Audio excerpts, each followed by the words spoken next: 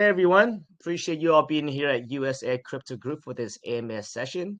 We're very excited to have Three Protocol joining us today to discuss their innovative project aimed at creating a network of autonomous and decentralized marketplaces using the blockchain technology. So with that being said, I'd like to welcome Sean and Brendan from the team. Hey guys, pleasure to have you guys here. If you guys can start out introducing yourself, talking about your team, and giving us a bit of insight into your background and experience. Sure. Thanks for having us. Man. So I'm Sean, the CMO. We've literally got AMAs lined up all day. We've got 4 today, most I've done in one day. So apologies.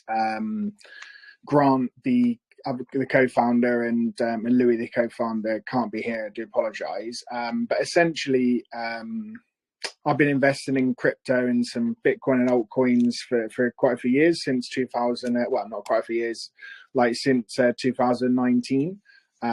Recently in the space, working on my first project. I've been in marketing, AI, automation for the last 10 years. So I'm pretty well versed in that. Super excited about Three Protocol. We're obviously going to go into it in real depth now. And then we'll go into it. But if Brendan, if you want to introduce yourself. Yeah, sure. Thanks, Sean. Brendan Young, CSO of Three Protocol. My experience in the space, I originally dabbled, I suppose, back in some just really small into the con. Took a hiatus, in more heavily in kind of 2020 and 2021 in the NFT space. And then I've been working full time in Web3 for the last 2 years. As Seattle mentioned, you may remember me from Tectum. So I spent 18 months over there launching that project, which was very successful. A lot of work, but a lot of fun as well. And now I'm on board with Three Protocol and QuantMed AI.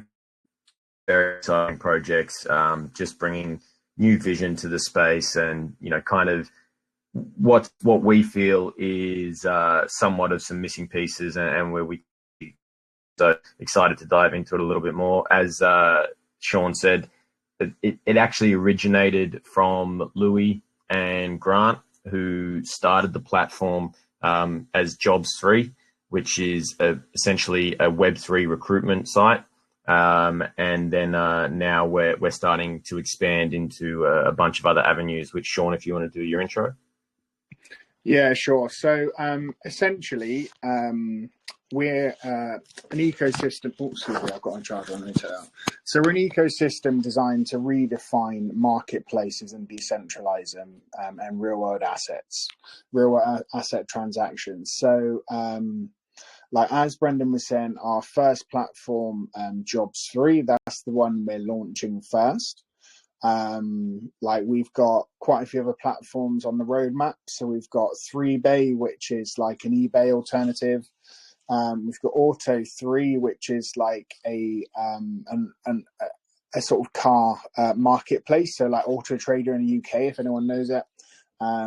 3 Eats, which is like a Just Eat delivery sort of alternative, and then 3 Taxis, which is an Uber alternative. Now, the big thing for us is it's obviously going to be completely built on the blockchain. We're leveraging Zero Knowledge Proof, but also we're facilitating people to have a decentralized digital ID. Right, because we all know that crypto, the whole thing about it really is having freedom, having your own liberty, actually being able to have control of your finance that isn't controlled by this fiat system that's against you, that's always always going against you with inflation.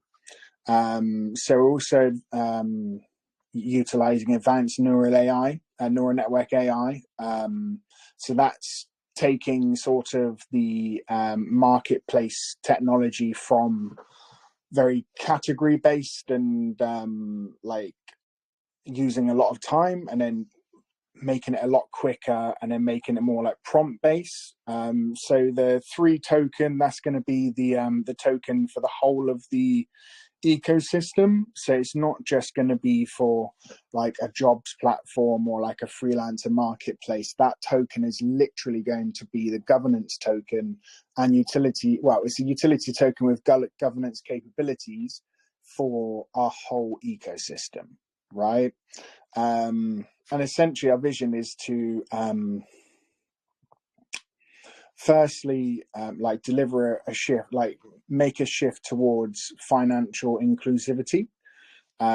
So if you look at the world right now, especially in the East and African nations, there is and in the UK and the US, there's around 1.4 billion unbanked and debanked. Like personally for myself, I've actually been debanked, right? So I live in the UK. About a year ago, and this is one of the reasons why I've like, you know, I'm so passionate about 3 protocols, because I got debanked. Quite a lot of funds got frozen at that moment. They were frozen for 8 months. So like, as you can imagine, that was my main account at that time, and it was like an absolute nightmare.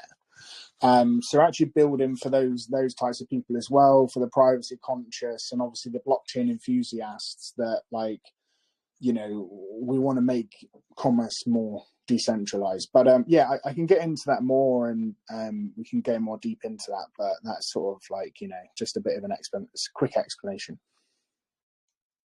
I appreciate the introduction there, Brandon and Sean. Yeah, I mean, obviously you guys recognize the power of the blockchain technology, and you guys are harnessing that, you know, for products, services, and real world assets. And I think you guys are very ambitious. You know, like you mentioned there, it feel part of the ecosystem, not just for the job recruitment, which is job 3 that you guys are launching as your very first product, but you guys are also heading towards the taxi, the eBay, the auto, and also the, you know, the eats, like you know, Uber and other services that we see out here today in real life in Web 2. Very ambitious, you know, very ambitious, and I think that's got it. I think that is the only way to go. Ultimately, is Web 3 decentralization, and I think that allows you guys to do that, right? With Web 2 is very limited, right? And I think there's a lot of barriers when you actually create a business plan with this magnitude, because there's so many barriers. But I think decentralization, I think it's more efficient, and I think it allows you guys to do that. I think that's the reason why you guys are so ambitious with that. I love the fact that you guys want to do everything in-house. So before we go on, though, apparently you guys recognize some of the efficiency and the hardships and the problems currently right now going on the Web 2 with the traditional world right now. What are those problems you guys see, and what are you guys? How are you guys using the Web 3 or the you know, blockchain technology to solve those problems? Yeah, so it's quite a multifaceted question, and quite a multifaceted answer, to be frank with you. So like the problems we see, the first one from our perspective is, so you look at what's, like, you know, what's going on, and we're all going to need, and we all need right now, some sort of decentralized ID, right? Because we all know, like, how bad privacy is, how bad, like, you know, how easy it is to get scammed, these sort of things. So the way we're using ZKP, pseudo-anonymity, I don't even like that word, but ZKP, essentially means that when people create their digital ID, decentralized digital ID in our ecosystem, it can't be taken by anyone else, and it's very unique. So like the problem, sort of from a macro level, is that we need to have something that, like, you know, is going to be applicable to all these different marketplaces, that's individual to you, that you can build on, build a reputation. Because obviously from the marketplaces, we're literally doing like jobs, so like freelancing, we're doing 3 eats, we're doing 3 auto, we're doing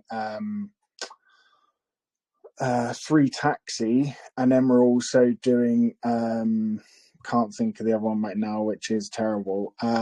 So we're covering 3 bay, right? So we're covering so many different parts of the of commerce, and essentially our whole idea is to, like, these decentralized marketplaces are coming whether we like it or not, right?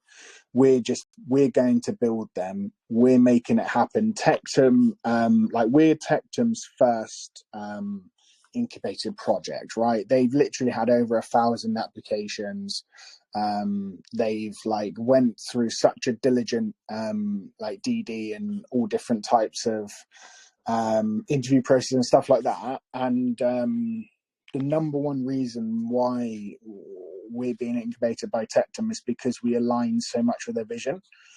Because as you probably know, having Tectum on here, they're very much about, like, you know, decentralization, all to do a soft note, making it possible to have like a different currency to fiat. So then it's like more, well, it's decentralized essentially. So this is happening whether we like it or not. Decentralizing the marketplaces, we're just going to make it happen.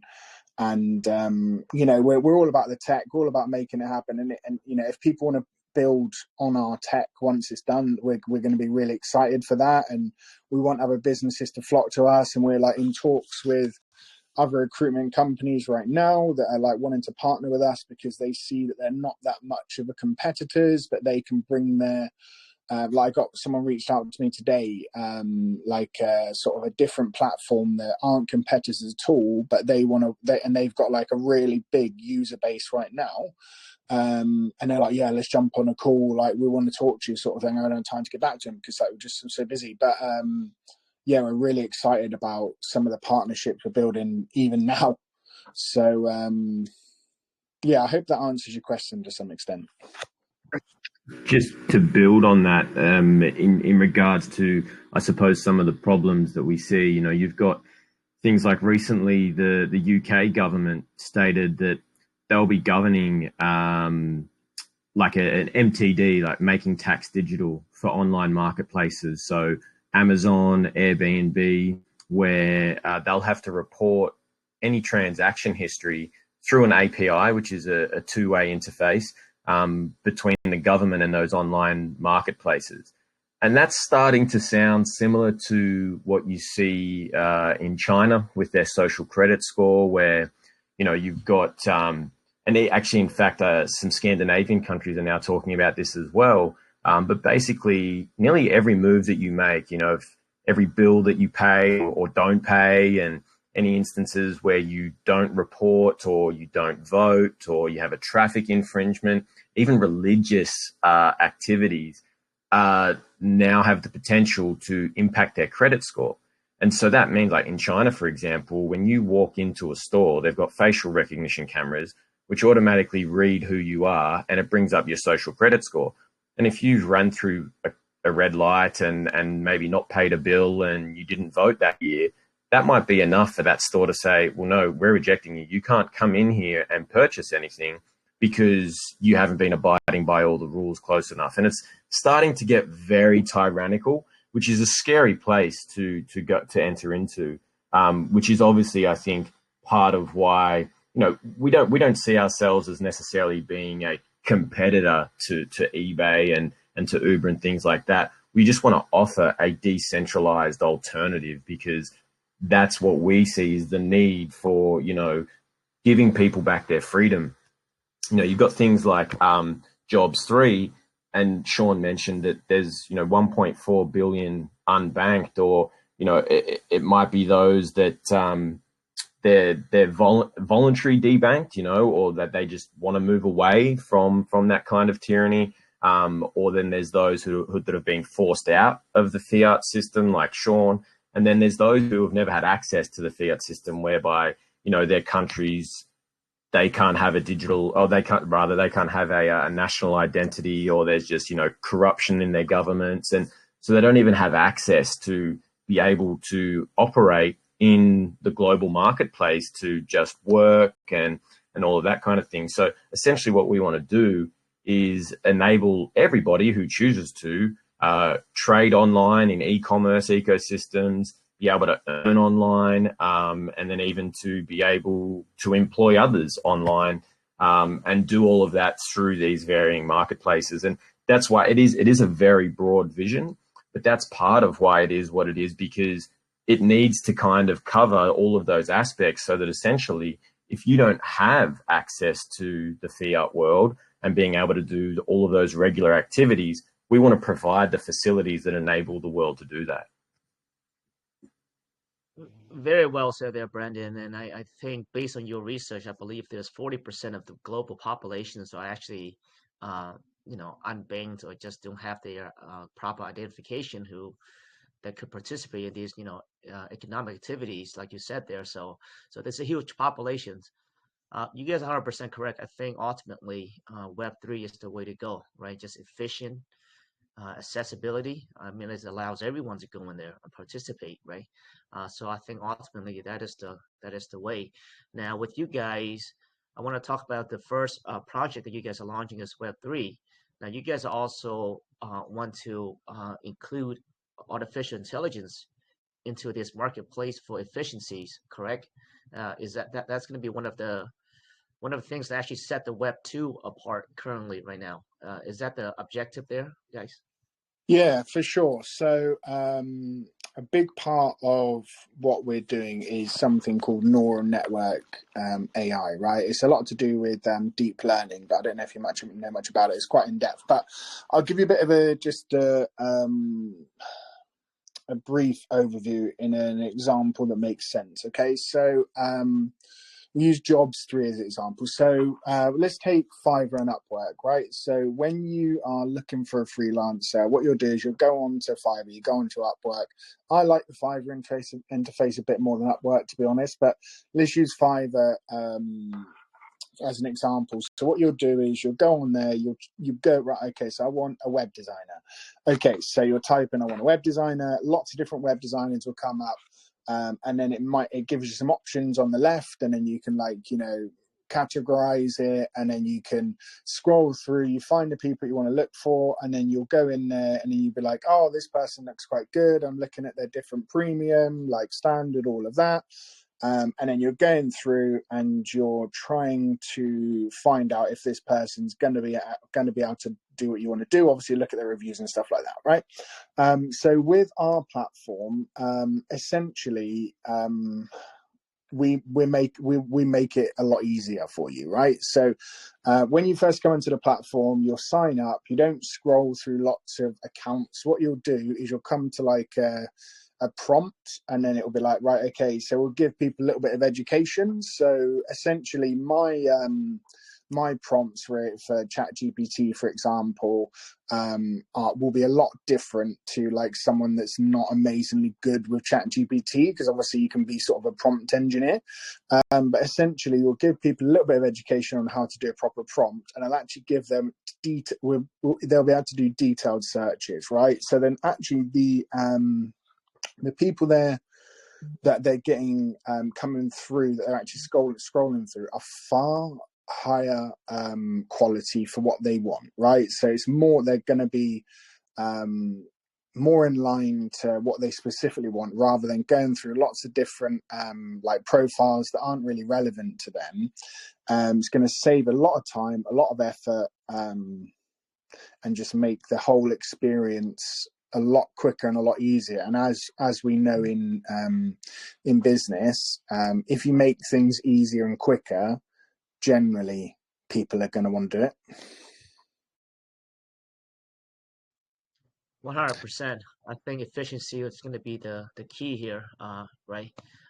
Efficiency, like you said, is going to just pinpoint to the exact thing that you search for, instead of having you making you go out there and looking at hundreds of different profiles, etc. So Exactly. cut out a lot of time, just gonna pinpoint down maybe 2 to 3 different profiles that tailor to your specific search. Because we all know ChatGPT, right? I mean, we all use ChatGPT, and now Meta just launched their Llama 3 AI, which is incredible. I mean, I've been using Meta 3, which is amazing. It's a free service. I'm not sure you guys know about that, but it's been amazing. So yeah, What was that this one is called, Seattle? Did you say Llama AI? yeah. So actually, a Facebook, but it's actually launched through a technology called Llama 3, which is the most advanced in ChatGPT. And Facebook just launched a couple of days ago, and it's completely free. And I have been testing it out for the last couple of days, and it's actually as good, or I think some argue it's actually better than the original ChatGPT. And it's a completely free. It's a free service on Facebook. It's called Meta right now. If you're on a desktop, it's actually meta.ai, and you can actually use it through desktop. It's 100% free. Yeah, It's I amazing. like cloud a lot as well, to be fair. Oh, It's really that is good. amazing too.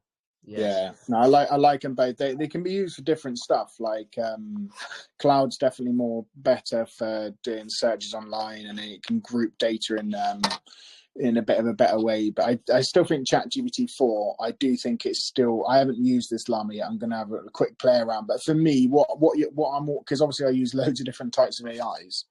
And like what I always find the best course of action for me is find something you've mastered, and that can do everything that you need it to do, and then you just master it, and then you can just like pump out like whatever you need in a really good way. Because I've gone down that, like, you know, that route of trying loads of different stuff, man, and it's it's such a lot, you know. Yeah, it's an interesting one. It is. You know, I remember the first ChatGPT GPT launch. I spent so many hours on there. I was so curious that I think it put me in a timeout. Yeah, you lost a few days there, like. Yeah. Yeah. So I told my friends, I was like, "Oh my gosh, I didn't even know that exists." But yeah, no, it's incredible. It's amazing how technology has advanced, and I think what you guys are doing, I think that is the only way. And like I said, I love the ambitions that you guys are doing, man. You know, if you think of some of the biggest companies out there right now, right? First you have taxi, and you got the Uber, and then you have DoorDash and other big services, right? Fiverr and Upwork, and you guys literally said, you know what? We're gonna combine all those big companies together into Web3 and make it decentralized, you know, Yeah, and use the technology, which is incredible ambitions. And I I really think hope that you guys can pull it off. sorry to interrupt. What I was going to say is, I think the thing to remember of all of this as well is, you know, we see the absolute need for this to be done, because like these marketplaces do need to be decentralized. Like our main focus is, you know, making this work, getting the technology out there. And then, like, you know, once we've done it, obviously one of the biggest things that we're focused on is like revenue generation for our holders, right? So like with the revenue generation, a huge one is going to be having businesses build on our tech, right? Because we're not going to just be like, you know, oh no, we're holding this, we're not having anyone else build it. Like, we don't want that. We really don't want that. We're literally doing this for the community as well, so that we can, because like 40% of the fees are going back to the holders. So like, you know, we are really invested in making the technology work, and then having other people build on it as well. So that's an exciting point of it's an exciting thing, you know. Definitely. I think I'd like to go circle back to that later on the tokenomics there. I think that's actually very important what you just said right now. But I do want to go back to Job 3, guys. You know, Job 3 right now is actually live right now, which is incredible. I actually, so for those that are listening right now, go onto their website. It's actually a decentralized job recruitment place right now. You can actually see a bunch of jobs on there right now. It's kind of like Fiverr, Upwork that, you know, we all used to in the web too. So, you know, this is actually incredible because, you know, those are for the people in the community right now, they're listening right now, right?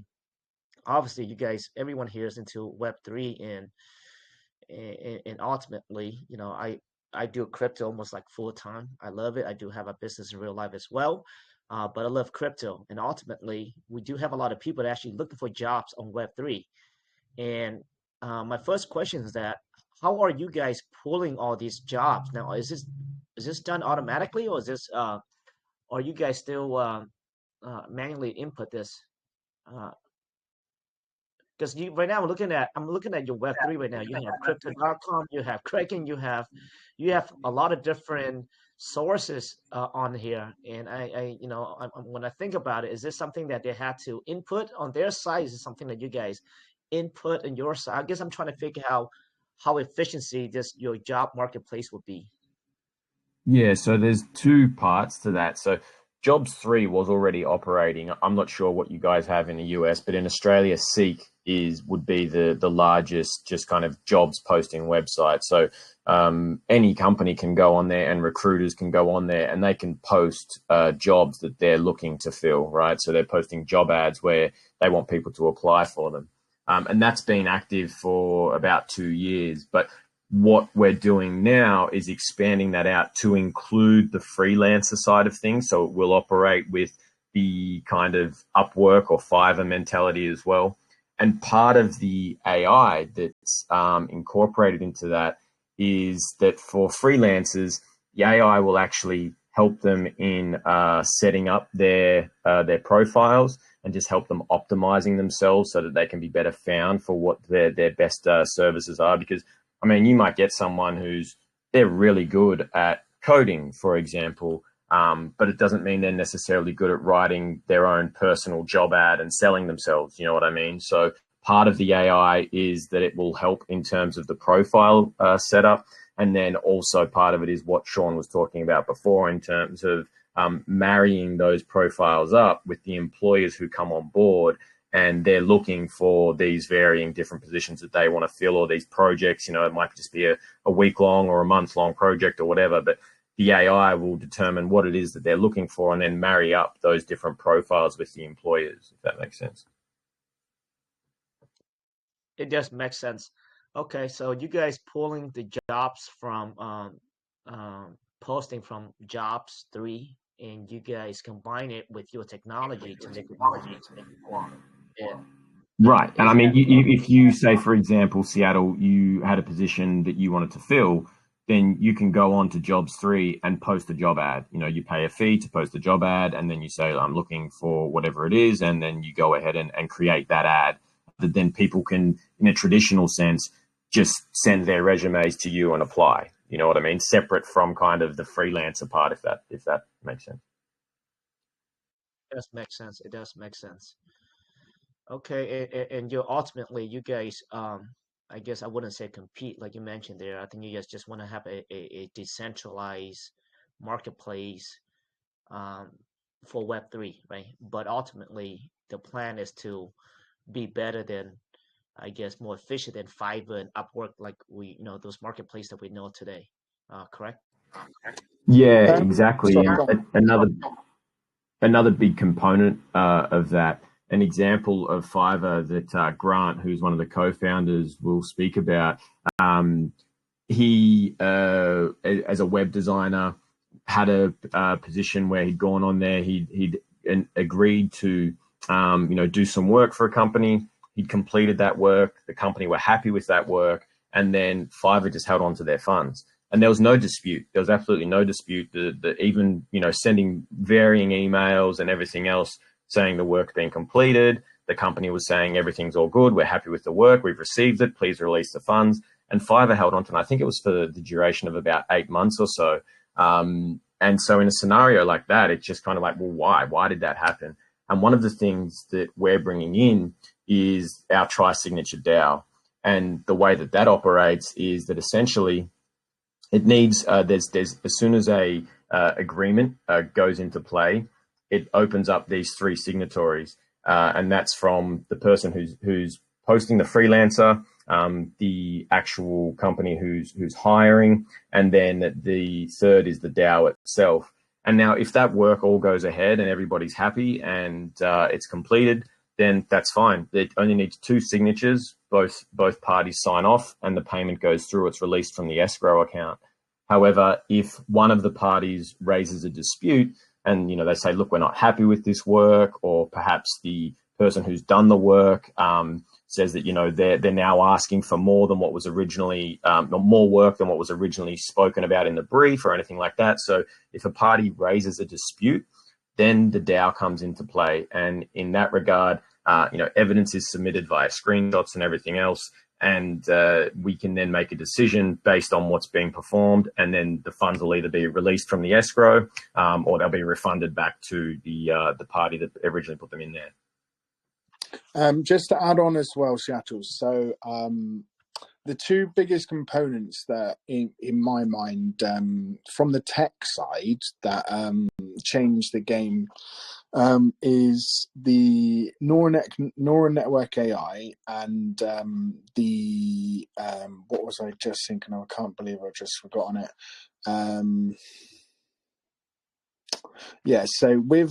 So taking the neural network AI is transferable across all of the different the marketplaces, right? So it's the Tri-Signature DAO and the neural network AI. So we're not actually going to need to change the tech too much for all of the different platforms. That's how we've designed it. So with the Tri-Signature DAO, that's actually going to be usable for all of the different marketplaces because they're all if you think of it, so like 3-bay, right? So generally it's P2P, isn't it? So like you've got a person who's sending something to someone else. 3-auto, generally you've got like someone who's selling a car and buying a car. And it's the same with the other platforms. And then with the neural network AI, it's all based around the same type of like listings, generally, whether it's a business to a person or whether it's a person to a person, they're the same type of listing, so the AI categorizes it in the same way. So it's not like we're going to have to create all the tech every time different for all of the platforms. So we're actually going to be able to use it scalably across these different platforms, and that's why it's quite unique in the sense of that people will be able to build on a platform quite easily because it's going to be uniform, if you know what I mean. So like it's going to be the same across all the marketplaces, so people will be able to get used to the tech and whatnot. Yeah, that sounds really, really awesome. You guys are correct in the issues on the dispute resolutions. I used to sell products online, and I'll tell you what, PayPal, eBay, man, I've lost so many cases, and I had to spend so much time uploading proof.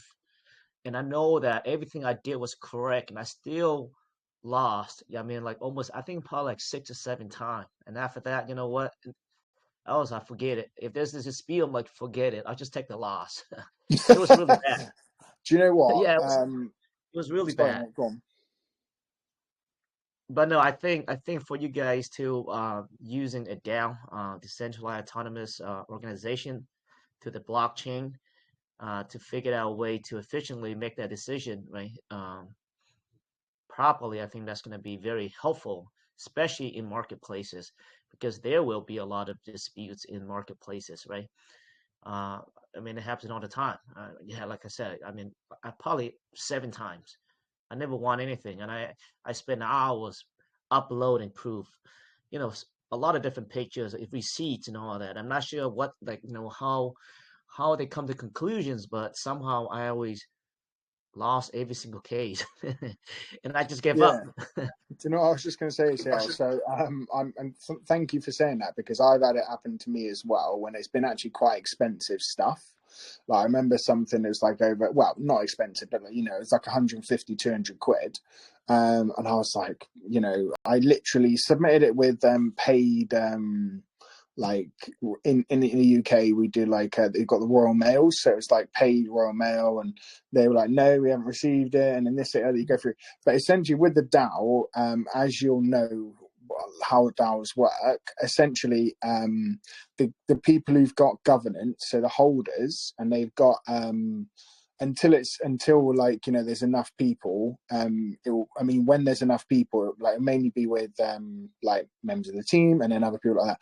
But essentially, if you own over more than 2.2%, you've got governance rights. And then the people in the DAO will vote. So like, let's say, for example, it's over like a web design project and we're talking about freelancer to client. If it's like a web design project, it's like 10K, it might be something that like will pay the DAO quite a lot. So there'll be a lot of people that will vote. But if it's a smaller amount, there'll be not that many that will vote. But you and I both know the people that know like how this all works are the people that use the platform and are the holders of the token. So they're going to be the people that actually vote on it, and it's not going to be like some eBay guy who like you don't even know how he comes to it. It's like, if it's even a person, it's not just some like computer. Do you know what I mean? Right. And I feel like sometimes it's just like a biased single computer making all the decisions. Literally. I think, yeah, I'm not sure how it operates. Like I said, I lost so many cases now. Like every time when let's say there's dispute of $20, whatever, I was like, you know what, forget it, because the time that I put out just to upload documents and back and forth, and it wasn't worth it. So, but I think with the DAO, I think that's gonna really help. Now, your token's gonna tie back into the governance, right, which is the DAO. So I assume that based off the amount of tokens you hold, that's going to give you the proper power to participate in the governance. Is that how it works ultimately? Yeah, that's going to be a part of it. We've got some fail safes if there's like some people that hold too many, but yeah, essentially, like, you know, how much you hold, you do get more governance rights, and obviously you can have more rights in the sort of say of what goes on in the company as well. Yeah. Awesome. All right, so let's talk about the tokenomics and how are you guys going to the pre-sale? You know, where is it being launched? How much money are you guys raising, etc.? Brendan, do you want to cover this, or do you want me to cover this? Because Louis, frankly, is our tokenomics guy, so he normally covers it, but I can cover it if you don't. I can cover it. No, yeah, sure, absolutely. In fairness, the tokenomics are very simple. They're some of the simplest I've ever seen anyway. We've basically got the majority, the 75%, as the liquidity provision. So that means that, you know, as Sean was saying, the more that people purchase, it gives them more governance, more rights to have a say in what happens in the business as a whole, as well as when it comes to voting on the DAO and things like that. And of course, there's going to be, you know, long-term staking rewards. We're also looking at deflationary mechanics at the moment. We haven't settled on exactly how that will look, but there's definitely going to be deflationary mechanics, whether that be, you know, once we reach certain milestones in terms of how many users are on the platform, then we burn an allocation, or whether it's a time, you know, whatever that might be. We're still going to play around with that and do whatever works best economically for everyone. And then it's a 15% team allocation and 10% staking incentives. But then also, for example, the jobs platform, 40% of the fees that all of the posters actually pay for when they put their jobs on, 40% of those will go back into the staking pool as well, which is going straight back to the community. So yeah, it's basically those are the three different allocations. You've got the 75% liquidity, the 15% for the team, and 10% staking incentives. So it is very straightforward and easy to understand.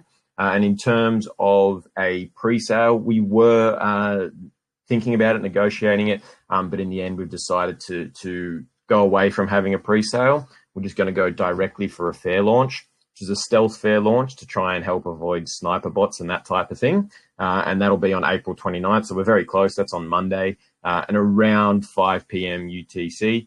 And basically, that's just going to enable everyone to have a fair go at jumping in and getting what they want to get in.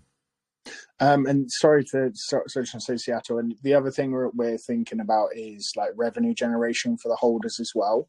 So always thinking about like what ways we're going to generate more revenue, whether we're going to, like, you know, when people start building on the platform, whether we're going to, like, you know, do revenue shares for that.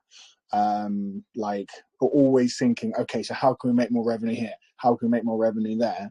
Because essentially that's what, like, you know, is going to be good for the holders, good for us.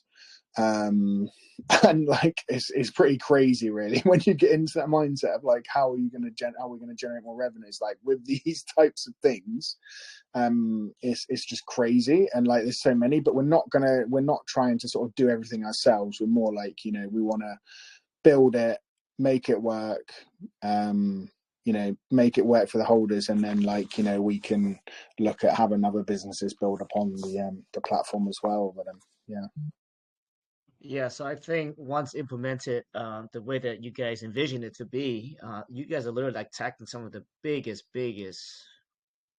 sectors out there. I mean, so I think once implemented correctly, and your vision's being carried out, I think the revenue would not be an issue coming in.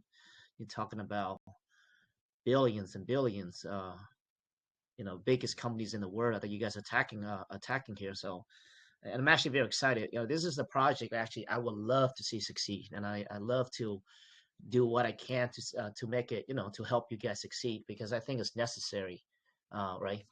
And because I'm here in Web3, just like everyone here, I think it's crucial, it's necessary, and I think it's great for the space in general.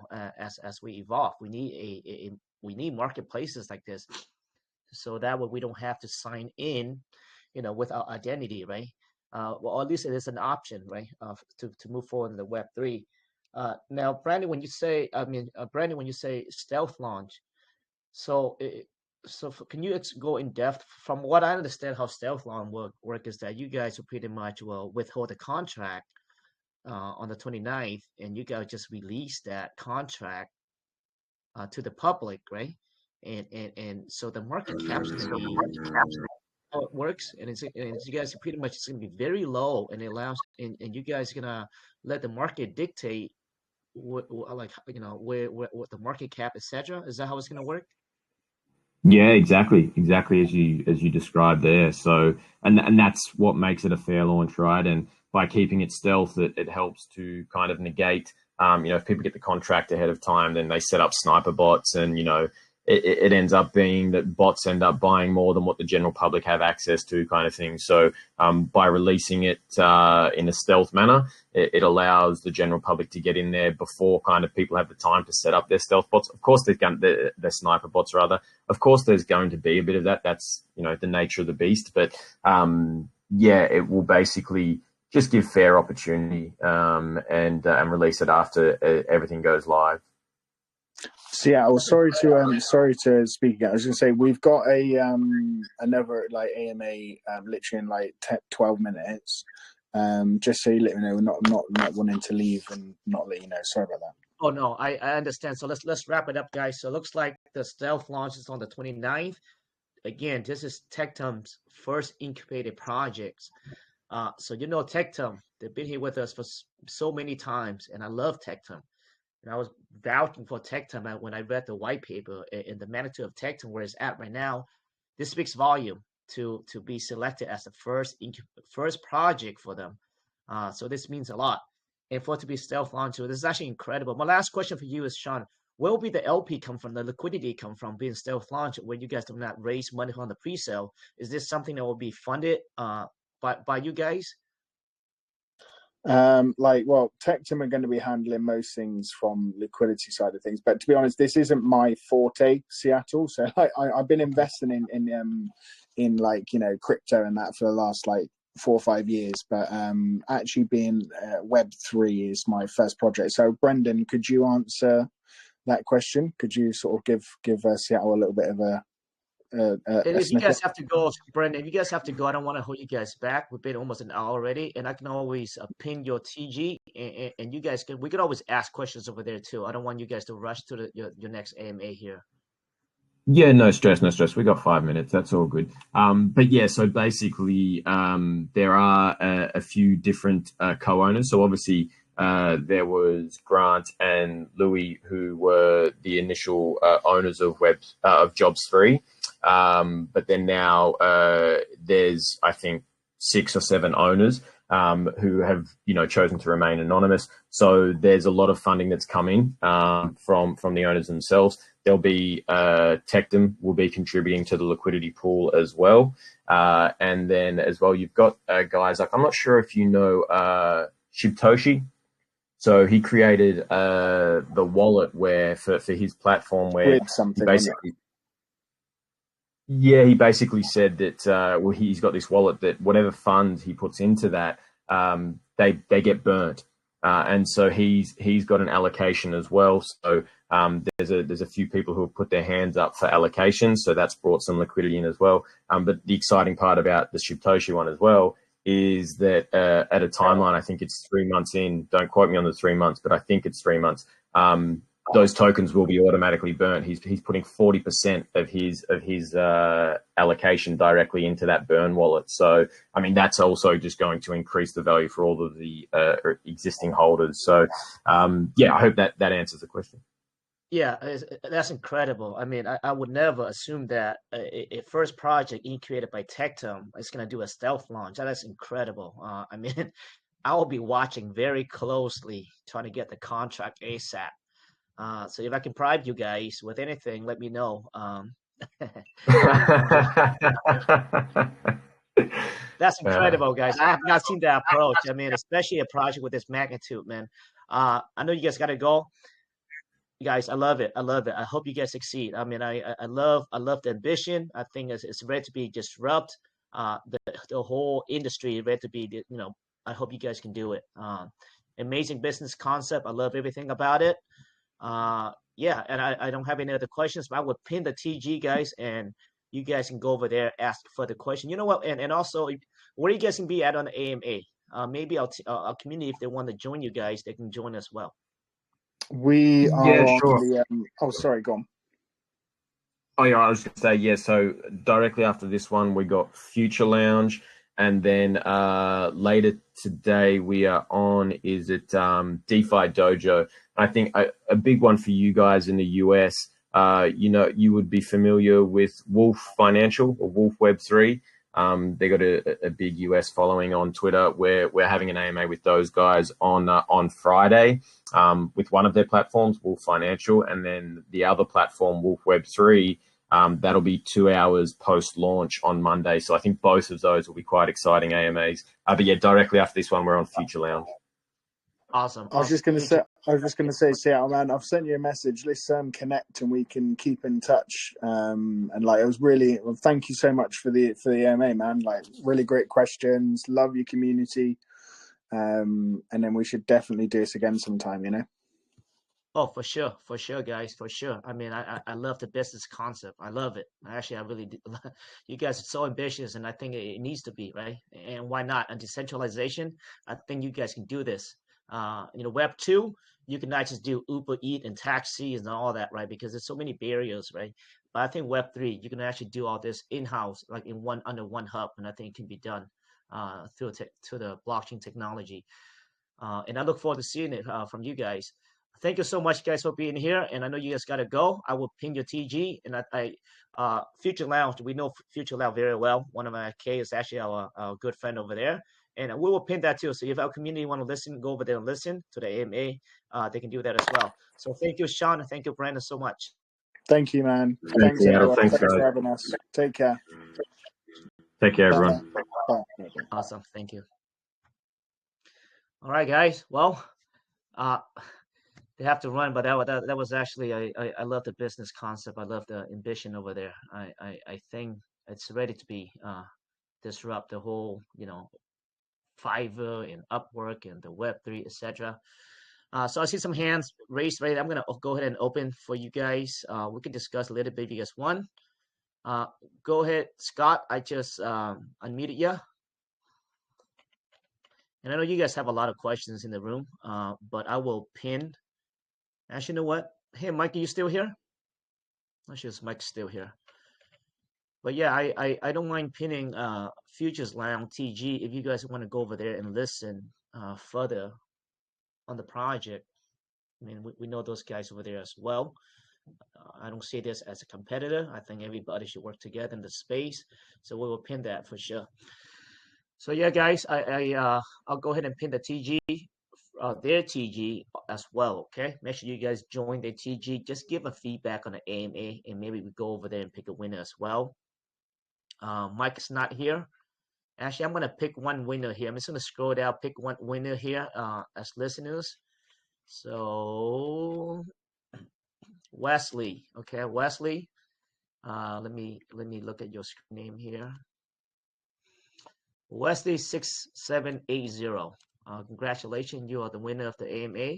And after this, yeah, just for fun, right? I'm just gonna open one up, open the room up, and you guys, we're gonna do a random number, maybe 1 to 200, 5 guesses only, and it's for $10 as well. Okay, so join the TG, random number for $10. Join the TG for $10. Wesley, congratulations! You just won $15. We do have a giveaway going on over in X, and we'll also post over YouTube as well. And you guys know what to do over there. All right, guys, thank you so much, and we'll pin Futures Lounge AMA if you guys want to join. I know it's kind of cut short here, but very busy trying to get everything ready for a launch here. So thank you again, guys, and I'll catch you guys on the next one.